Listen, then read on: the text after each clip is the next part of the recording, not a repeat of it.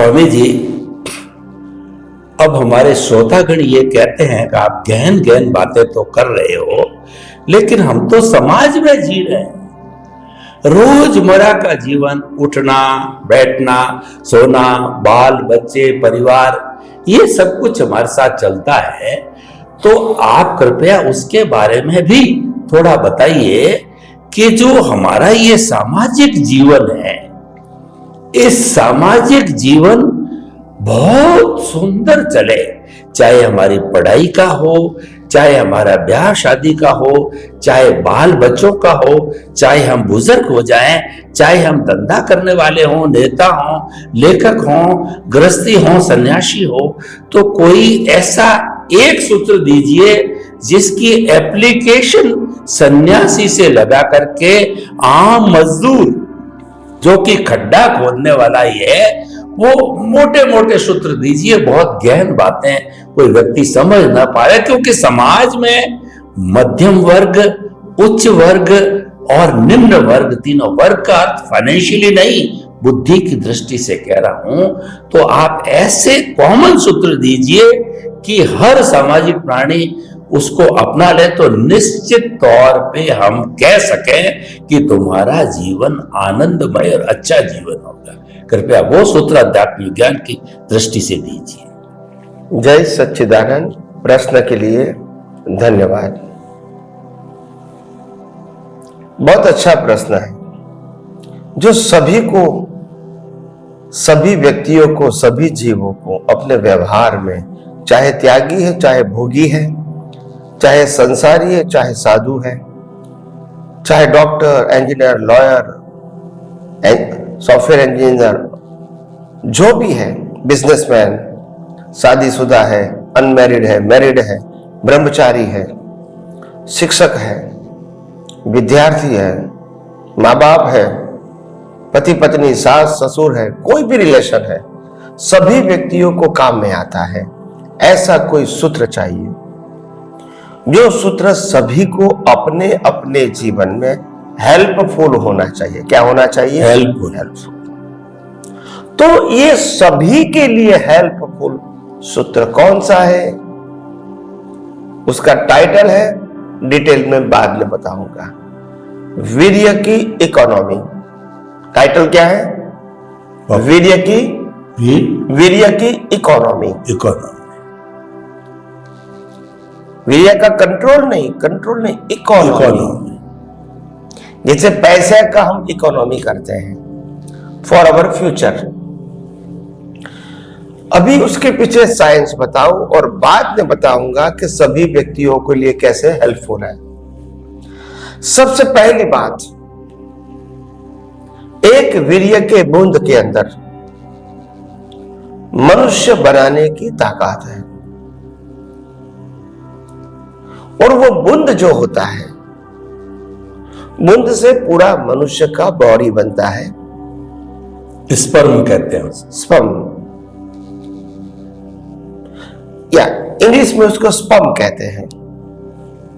तो इससे हड्डियां भी बनती है, मसल्स भी बनता है, ये 5 सेंसेस भी बनती है, स्ट्रॉन्ग दांत भी बनता है, जीभ भी बनती है, देखने की आंखें भी बनती है, सुनने का कान बनता है, सुगंध लेने का नाक बनता है, टेस्ट लेने की जीभ बनती है, और स्पर्श की चमड़ी भी बनती है, एक ही स्पर्म में से। यानी उनकी ताकत देखो रिलेटिव जगत में, कि एक पंप से पूरा इंसान बनता है, और वो इंसान की लाइफ होती है 40, 50, 80, 100, 125 साल तक भी हो सकती है। इतना ताकत, इतना पावर। तो मैं ये कहता हूं, अगर आपको अच्छी मां बनना है तो भी वीर्य की इकोनॉमी जरूरी है, क्योंकि आपका बॉडी अच्छा रहेगा। Waste of time and energy करने की जरूरत नहीं। आपकी एनर्जी को सेव करो, अननेसेसरी वेस्ट मत करो। दे सर्वाइव, एंड जो सर्वाइव रहने के लिए और आपकी बॉडी को हेल्थी रखने के लिए इंपॉर्टेंट है। अगर आपको अच्छा पिता बनना है तो भी वीर्य की इकोनॉमी जरूरी है। अगर आपको अच्छा स्टूडेंट बनना है, स्कूल, कॉलेज, मास्टर डिग्री या पीएचडी का, तो भी ये जरूरी है। अगर आपको lawyer, doctor, chartered accountant, engineer बनना है या सॉफ्टवेयर इंजीनियर बनना है, तो भी ये जरूरी है।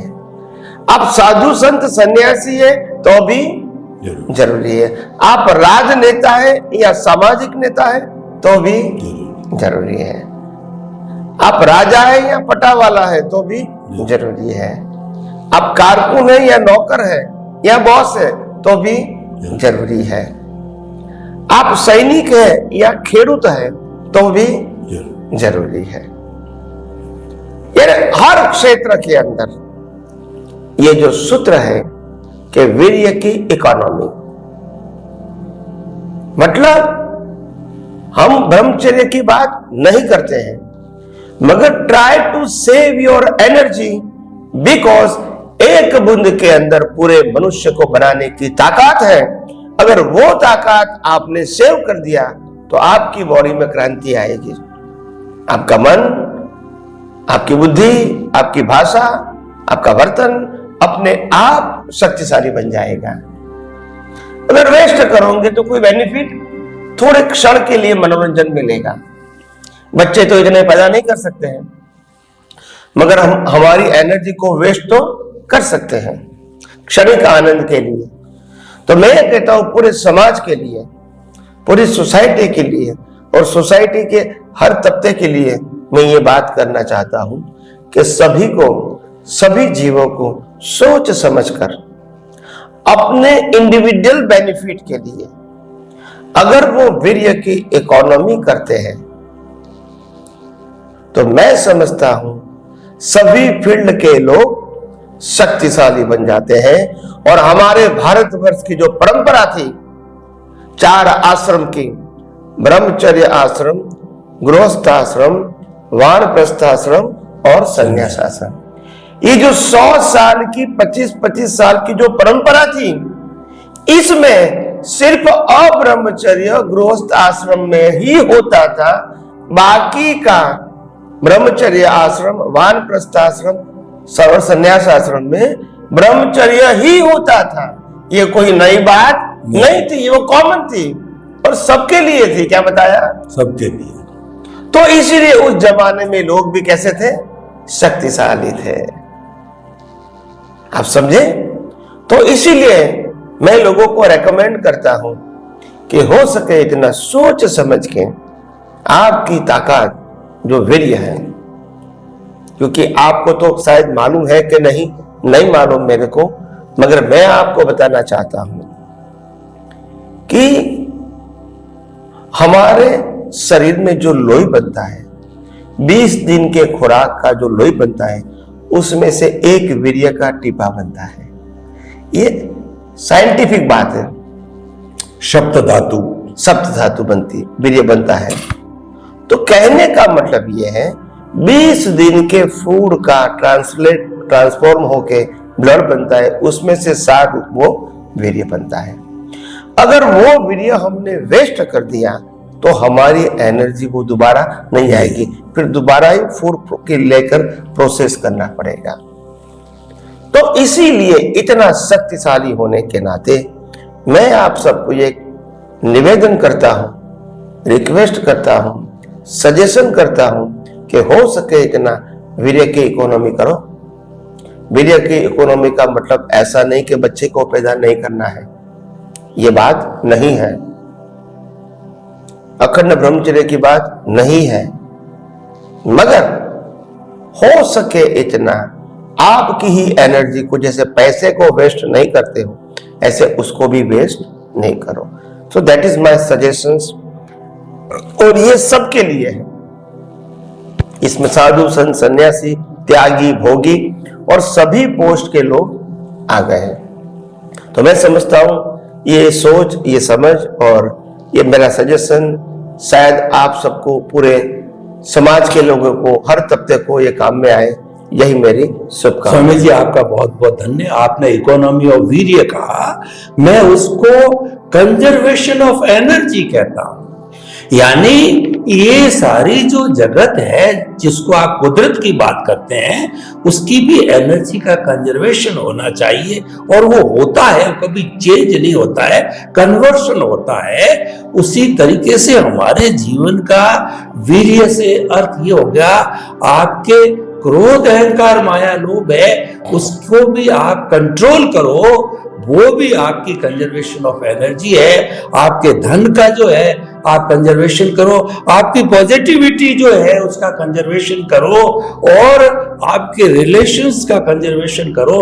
तो आपकी बात को मैं बहुत ब्रॉड सेंस में ले जाता हूं कि कंजर्वेशन ऑफ बॉडी की एनर्जी के साथ साथ में जीवन के हर क्षेत्र, जन्म से मृत्यु तक जितनी भी हमारी आवश्यकता है, रोटी कपड़ा मकान शिक्षा चिकित्सा, और सब व्यवस्थित तरीके से हो, हर एक का कंजर्वेशन करो, उसको वेस्ट मत करो। यानी आज आपके पास में धन आया और आपने जो है दुर्व्यसनों में वेस्ट कर दिया, गलत है। आपको पावर मिली, आपने उसका अपव्यय किया, गलत है। आप जो है सन्यासी हो और आप बुरे भाव रखते हो, गलत है। हर चीज को दूसरे शब्दों के अंदर मैं कहना चाहता हूं, जीवन में संयम को लाओ। कंजर्वेशन को वीर्य मैं इस रूप में मानता हूं कि जीवन में अगर संयम आ गया तो टोटलिटी के अंदर आपके सुधार हो जाएगा। स्वामी जी आपने ये प्रिंसिपल दिया, ये हर दिशा में लागू होता है। आपके प्रति बहुत बहुत कृतज्ञता, धन्यवाद, साधुवाद।